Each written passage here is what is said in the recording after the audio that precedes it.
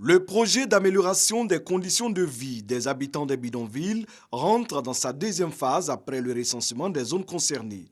Il s'agit maintenant de mener la réflexion sur la politique et le cadre réglementaire des bidonvilles.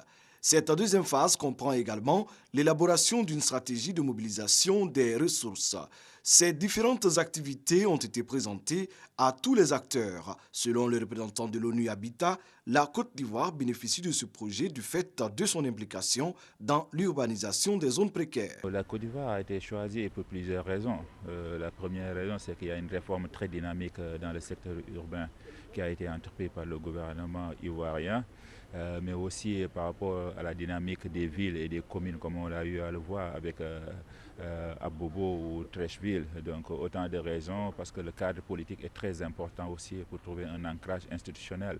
Pour le représentant du ministre de la Construction, la nécessité d'offrir un cadre de vie meilleur aux populations s'impose aujourd'hui. Ce qu'on doit comprendre, c'est l'engagement du gouvernement à améliorer les conditions de vie des populations qui vivent dans les quartiers précaires, appelés communément bidonvilles dans le cadre de ce projet-là. 100 villes dans 34 pays du monde sont concernées par ce programme. L'ONU Habitat entend offrir un meilleur cadre de vie à plus de 100 millions d'habitants d'ici à 2020.